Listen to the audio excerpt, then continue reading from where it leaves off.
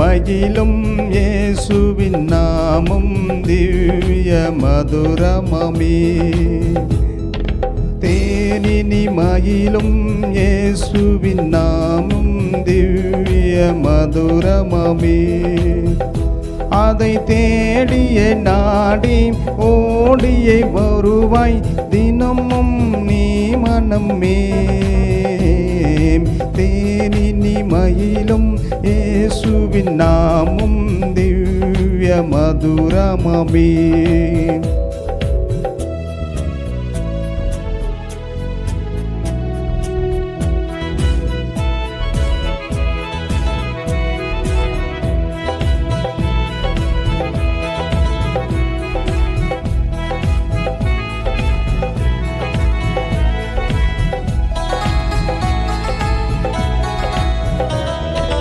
காசினிதனிலே நேசமதாக கஷ்டத்தை உத்தரித்தேன். பாவ காசடதை அறுத்து சாபத்தை தொலைத்தார் கண்டுணர் நீ மனமே. தேனினி மகிழும் இயேசுவின் நாமம் திவ்ய மதுரமமே.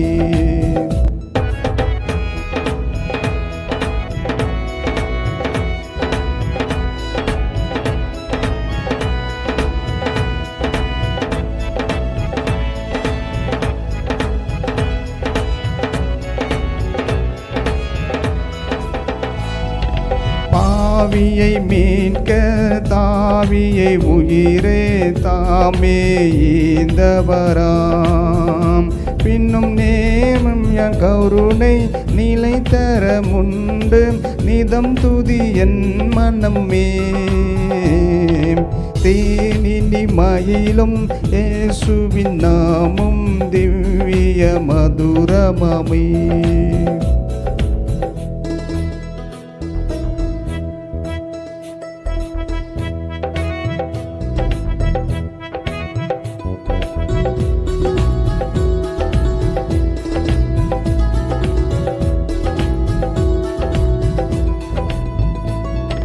காலையில் பனி போல் மாயமாய் உலகம் உபாயமாய் நீங்கிவிடும். என்றும் கர்த்தரின் பாதம் நிச்சயம் நம்பும் கருத்தாய் நீ மனமே.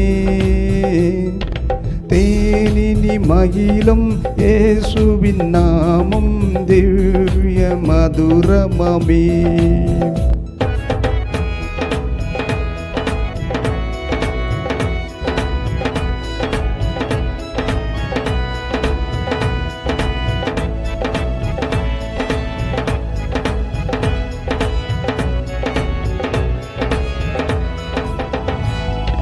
துன்பத்தில் இன்பம் தொல்லையில் நல்ல துணை வாராம் நேசரிடும். நீயும் நண்பதாய் நேர்ந்தால் அனைத்துன்னை காப்பார் ஆசைக்குள் நீ மனமே. தேனினி மகிழும் இயேசுவின் நாமம் திவ்ய மதுரமாமே.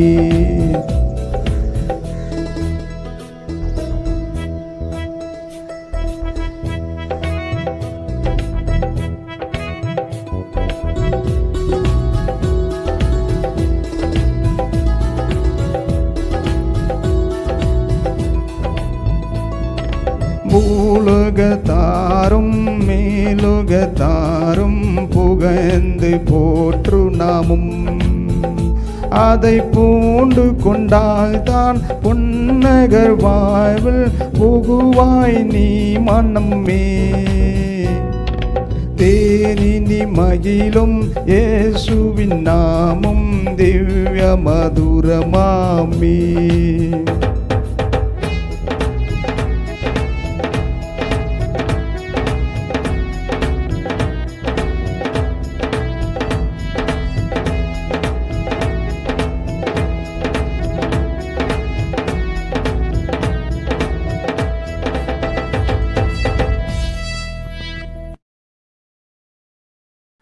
ஆண்டவரும் இரட்சகரும் மீட்பருமான இயேசு கிறிஸ்து திருப்பெயராலே உங்கள் அனைவருக்கும் அன்பின் சோத்திரங்களை தெரிவித்துக் கொள்கின்றேன். நம்ம எல்லோரும் மகிழ்ச்சியோடு மன நிம்மதியோடு நிறைவான வாய்வோடு இந்த ஆண்டை கிறிஸ்மஸை கொண்டாட ஆயத்தமாக்கி கொண்டிருக்கின்றோம்.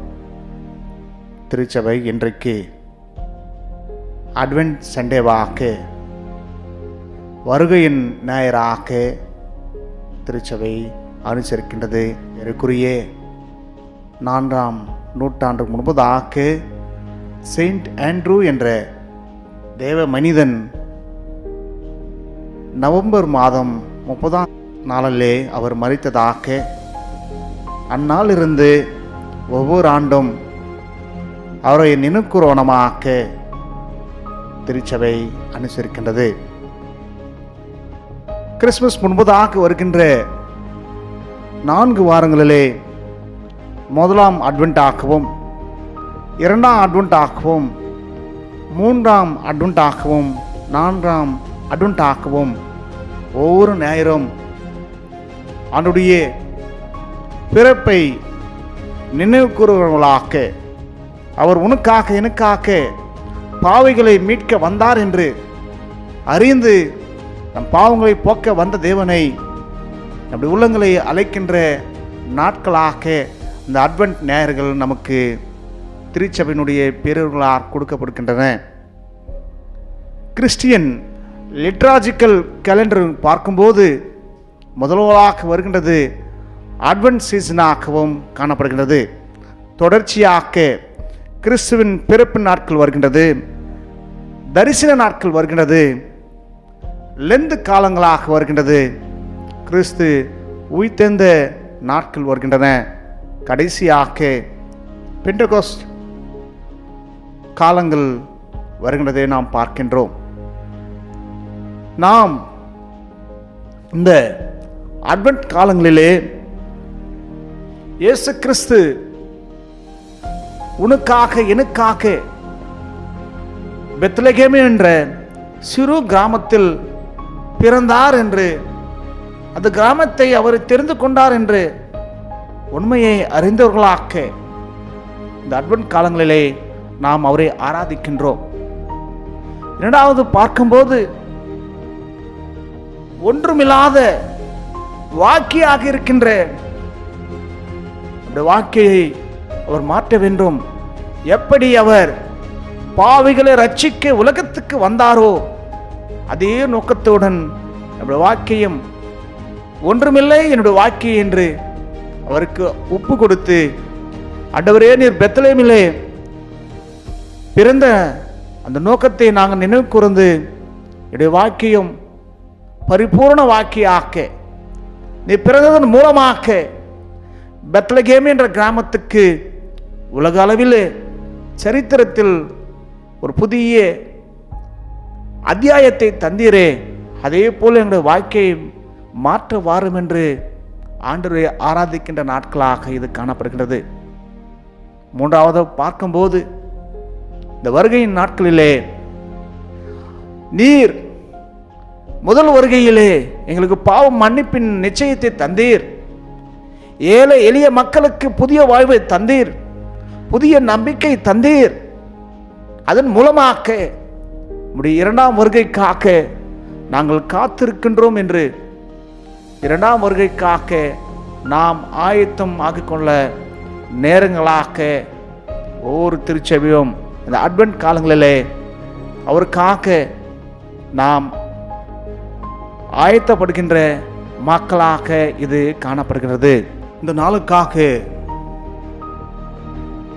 கொடுக்கப்பட்ட வேத பகுதிகளை பார்க்கும்போது முதலாவதாக யாத்திராகமும் 2ஆம் அதிகாரம் 1-10 வசனங்களை பார்க்கும்போது நம்ம எல்லாம் அறிந்த மோசேயுடைய உண்மையை நாம் பார்க்க முடியும். லேவி குடும்பத்தில் பிறந்த மோசே எப்படியெல்லாம் அவர் இஸ்ரவேல் இனத்தை மீட்க கடவுள் தெரிந்து கொண்டார் என்ற உண்மையை அறிந்தவர்களாக இங்கே நாம் புரிந்து கொள்ள நாம் ஆயத்தமாவோம். என் அன்பு சகோதர சகோதரிகளே, ஆண்டுடைய சொந்த ஜனம் என்று சொல்கின்ற இஸ்ரேல் மக்கள் அடிமைகளாக ஏறக்குறைய 430 ஆண்டுகளாக எகிப்திலே வாழ்கின்றார்கள். எகிப்திலே வாழ்கின்ற நேரங்களிலே அடிமைகளாக நிற்கின்ற நேரங்களிலே அவர்களுடைய இனம் பெருகின்றன. அவர்களுடைய மக்கள் பலுகி பெருகின்றார்கள். பலுகி பெருகின்ற நேரங்களிலே எகிப்திலே வாழ்கின்ற எகிப்தியர்களுக்கு இஸ்ரேல் மக்கள் மேல் கோபமாக எரிச்சலாக காணப்படுகின்றது. இவர்களுடைய இனம் பெறுவதை அவர்களால் நினைத்து பார்க்க முடியாமல் இவர்களை எப்படியாவது நிர்மூலமாக்க வேண்டும் என்று நினைக்கின்ற நேரங்களிலே பார்வோனின் மூலமாகத்தான் ஒரு சட்டத்தை ஏற்படுத்தி இஸ்ரேல் மக்களுடைய ஆண் பிள்ளைகளை கொல்ல தீர்மானிக்கின்றார். அப்படிப்பட்ட நேரங்களிலே மக்கள் தடுமாற்றம் அடைகின்றார்கள். ஆண்டவரே, எங்களை மறந்து விட்டீரா? எங்களுடைய கூக்குரல் நீங்கள் கேட்க மாட்டீர்களா என்று இஸ்ரேல் இனம் கூக்குரல் இருக்கின்ற நேரங்களிலே மிகவும் மனம் உடைந்த நேரங்களாக இஸ்ரவேல் இனம் எகிப்திலே வாழ்கின்றார்கள். இப்படிப்பட்ட சூழ்நிலையிலே மோசேனுடைய தாயும் ஒவ்வொரு இஸ்ரவேலுடைய மக்கள் இன சிறு பிள்ளைகள் கொல்லுகின்ற நேரங்களிலே மோசேவை 3 மாதங்களாக தன்னுடைய திறமையினால் காப்பாற்றுகின்றார். கடைசியிலே சூழ்நிலை மாறுகின்றன. மோசேவை தப்பிவிக்க வழியில்லாமல் நதியிலே வைக்கின்றதை பார்க்கின்றோம், ஒரு பெட்டியிலே. இப்படிப்பட்ட சூழ்நிலையிலே பார்வோனுடைய குமாரத்தி மூலமாக பார்வோனுடைய அரண்மனையிலே அவர் வளர்வதை பார்க்கின்றோம். மகிழ்ச்சியாக நம்பிக்கை இழந்த மக்களுக்கு மோசே ஒரு நம்பிக்கையாக காணப்படுகின்றார். அவர் 40 ஆண்டுகளாக அரண்மனையிலே எகிப்தினுடைய அனைத்து ஆகமங்களும் படிக்கின்றவராக, அனைத்தையும் அவர் நன்றாக அறிந்தவராக, தெரிந்து கொண்டவராக, பார்வோன் இடத்திலே மக்களை ஆளுகின்ற தலைவராக அங்கே வழிநடக்கின்றதை பார்க்கின்றோம். இப்படிப்பட்ட நேரங்களிலே அவர் தன்னுடைய சொந்த பலத்தினால், சொந்த முயற்சினால் இஸ்ரேல் மக்களை தப்புவிக்க முயற்சி செய்கின்ற நேரங்களிலே மீதியான் தேசத்துக்குள்ளாக அவர் தன்னை தப்புவித்துக் கொள்ள செல்கின்றதை பார்க்கின்றோம். மீண்டுமாக அவர் எகிப்திலே வந்து ஆண்டுடைய சித்தத்தை நிறைவேற்றுகின்றதை பார்க்கின்றோம். யாத்திராகமம் 3ஆம் அதிகாரத்தில் பார்க்கும்போது மோசே ஆண்டவருடன் பேசுகின்றதை பார்க்கின்றோம். மோசேவை தெரிந்து கொள்கின்றார் ஆண்டவர். அவருடைய திருப்பணிக்கென்று மோசேவை தெரிந்து கொள்கின்ற நேரங்களிலே அவர் தன்னை ஆயத்தம் செய்கின்ற நெகுவாகத்தான் காணப்படுகின்றது. தள்ளப்பட்ட மக்களுக்கு, ஒடுக்கப்பட்ட மக்களுக்கு நற்செய்தியை சொல்ல மோசே ஒரு பாத்திரமாக, ஆண்டவரால் தெரிந்து கொள்ளப்பட்ட மனிதனாக கடவுள் அங்கே தெரிந்து கொள்கின்றார். என் அன்பு சகோதர சகோதரர்களே, மோசே மூலமாக நற்செய்தி இஸ்ரவேல் இனத்துக்கு வருகின்றன. இன்றைக்கு உன்னையும் என்னையும் அழைக்கின்றார், நம்மை சுற்றில் இருக்கின்ற மக்களுக்கு நற்செய்தியை அறிவிக்க. இரண்டாவதாக அப்போஸ்தலர் நடவடிக்கைகள் 9ஆம் அதிகாரம் 10-18 வசனங்களை பார்க்கும்போது, ஆதி அப்போஸ்தலர் திருச்சபையிலே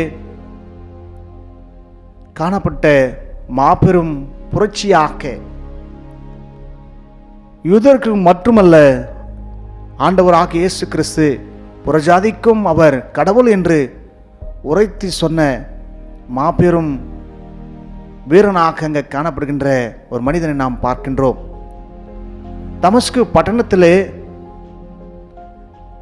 பிரதான ஆசிரியர் மூலமாக கடிதத்தை பெற்றுக்கொண்டு யாரெல்லாம் இயேசு கிறிஸ்துவை நம்புகின்றார்களோ விசுவாசிக்கின்றார்களோ அவர்களெல்லாம் புண்படுத்துகின்ற சவுல் என்ற மனிதனை காணப்படுகின்றான்.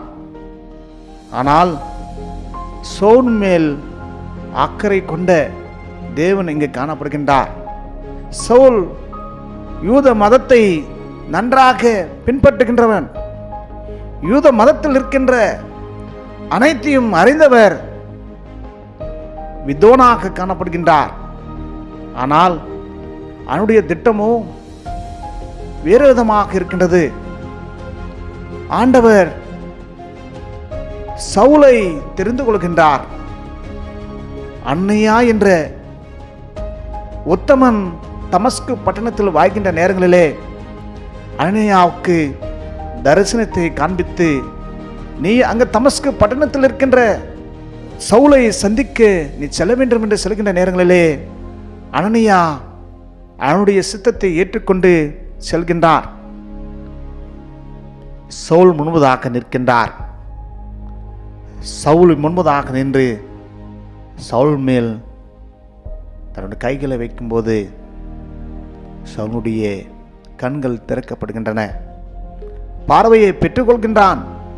அந்நேரமே சவுல் திருமுழுக்கு ஞானஸ்தானத்தை பெற்றுக்கொண்டு அவனுடைய சுவிசேஷத்தை அர்ப்பணிக்கின்றவராக பவுலாக மாறுகின்ற நேரமாக காணப்படுகின்றது.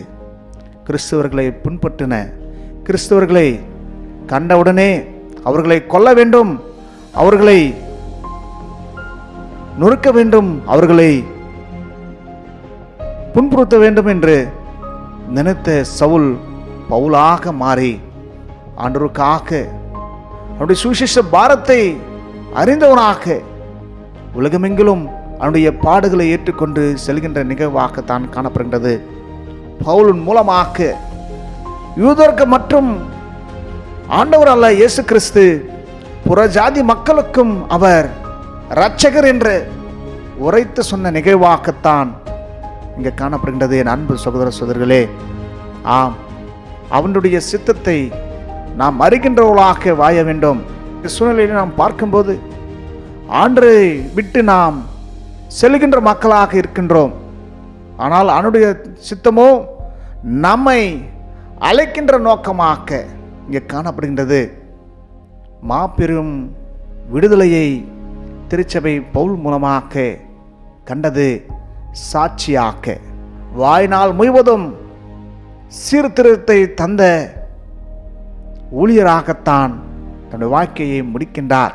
என் அன்பு சகோதர சகோதரிகளே, நம்முடைய வாழ்க்கையும் ஆண்டவருக்காக அர்ப்பணிக்கின்றவர்களாக சுவிசேஷத்தை நற்செய்தியை சுவிசேஷ பாரமே என் சுமையாக மாறிட்டேன் என்று சொல்கின்றார்.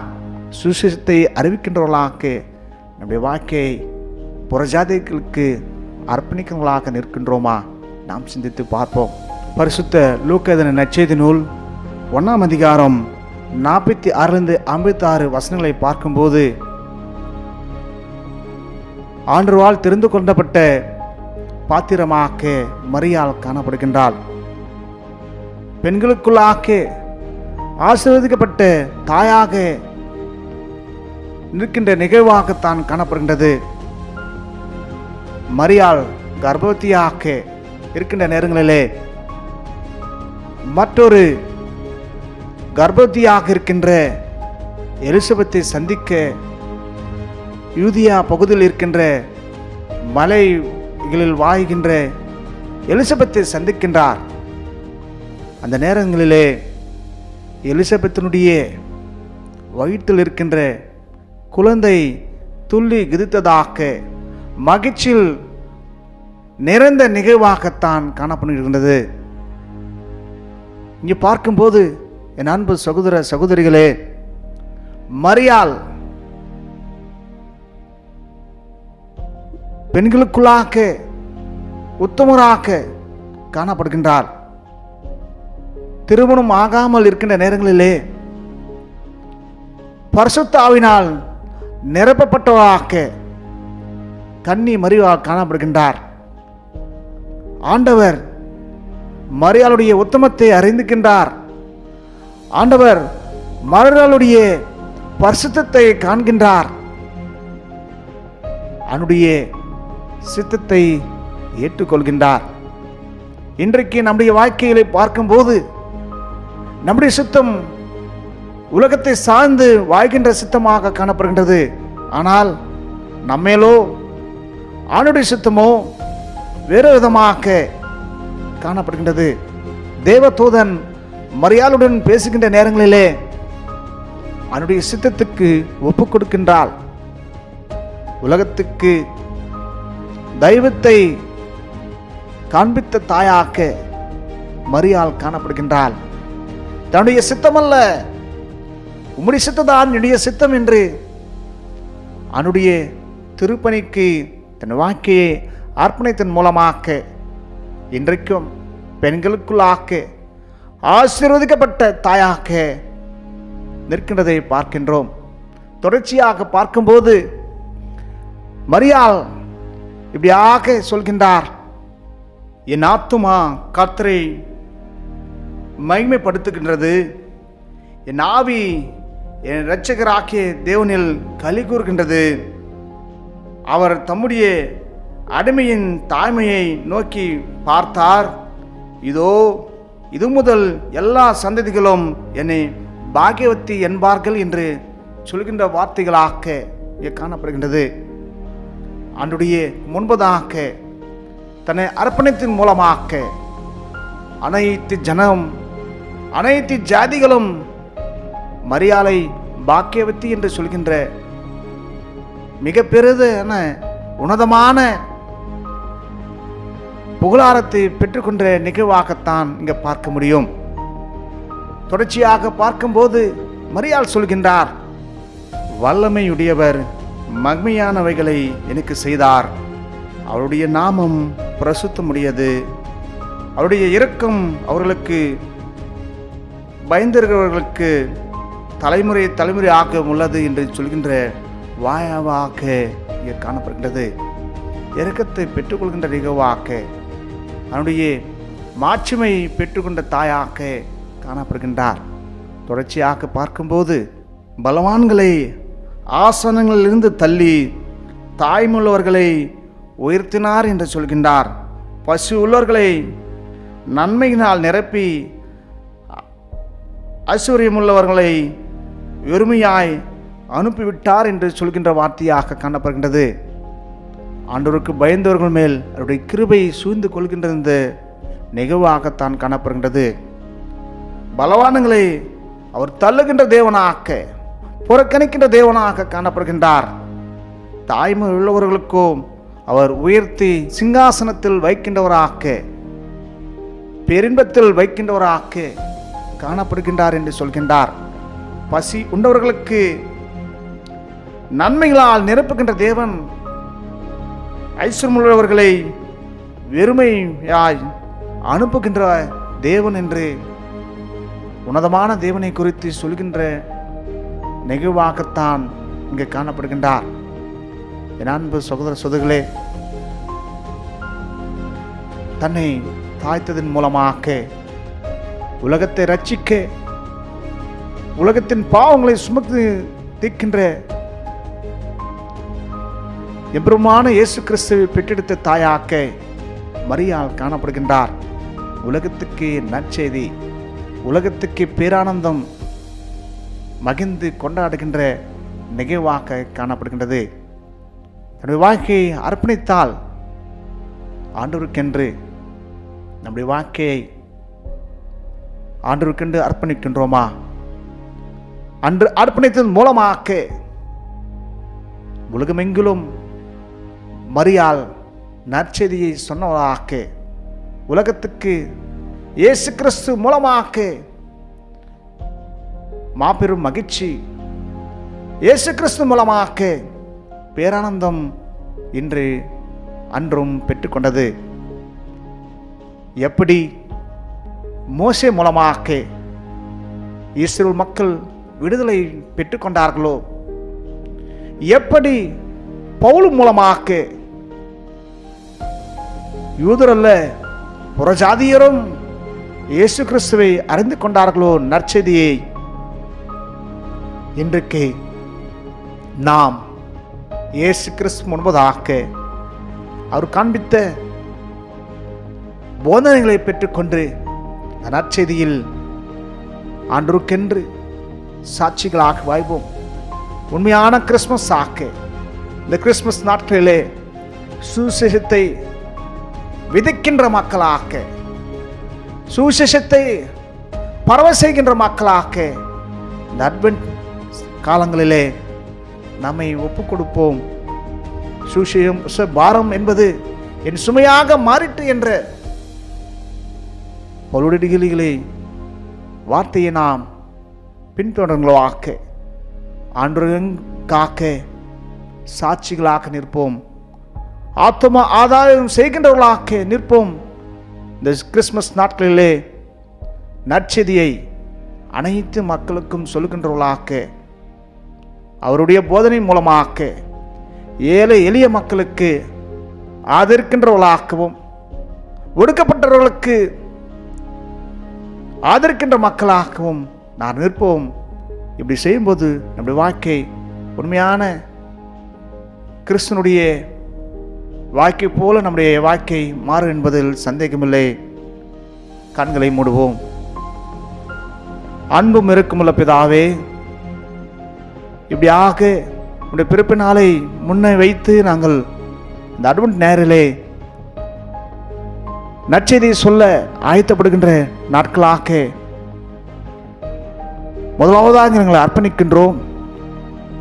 பாவிகளை ரட்சிக்க நீர் உலகத்தில் வந்தீரே என்று, என்னுடைய எங்கள் பாவங்களுக்காக நீர் மனிதராக பிறந்தீர் என்று நாங்கள் அறிந்து சுவாமி உடைய சந்நிதியில் வர நிற்கின்றோம். ஆண்டவரே, முதலாவது எங்களை தாழ்த்துக்கின்றோம். எப்படி நீங்கள் ஆண்டவரே மரியாள் நம்முடைய வாழ்க்கையை அர்ப்பணிக்கும் போது மரியாள் மூலமாக இந்த உலகத்துக்கு மாபெரும் நற்செய்தியை அறிவிக்க வந்தீரோ, அதே மாதிரி ஆண்டவரே எங்கள் வாழ்க்கையை நாங்கள் ஒப்பு கொடுக்கின்றோம். எங்களை கருவியாக பயன்படுத்தும் ஆண்டவரே, உடைய நற்செய்தியை சொல்ல உமக்கென்ற சாட்சிகளாக வாய ஆண்டவரே, உண்மையான கிறிஸ்துவை ஆராதிக்கின்ற மக்களாக, கிறிஸ்துவின் ஆராதனையாக கிறிஸ்மஸ் காலங்கள் கொண்டாட எங்களை தெரிந்து கொள்ளும். இந்த கிறிஸ்மஸ் நாட்களிலே ஆண்டவரே, அடிமைதனர்கள் இருக்கின்ற மக்களுக்கு விடுதலை தாரும் ஆண்டவரே. வேதியின் மூலமாக சுகம் இல்லாமல் தத்தளிக்கின்ற மக்களுக்கு சுகத்தை தாரும். சமாதானம் இல்லாமல் தடுமாடுகின்ற மக்களுக்கு ஆண்டவரே சமாதானத்தை அருள் செய்யும். திருச்சபையில் இருக்கின்ற ஒவ்வொருவரையும் ஒரு புதுப்பாத்தல் வைக்கின்றோம். உடைய ஆளுகை எங்களோடு இந்த அட்வென்ட் சீசனிலும் இந்த கிறிஸ்மஸ் சீசனிலும் இருக்க துணை செய்யும் ஆண்டவரே. உடைய பிரசன்னம் எங்களோடு ஒவ்வொரு நாளும் இருக்க எங்களை வழிநடத்தணுமாய் ஆண்டவர் ரட்சகரும் மீட்புமான இயேசு கிறிஸ்து திருப்பெயராலே ஜெபிக்கிறோம் ஜீவனுள்ள பிதாவே, ஆமேன்.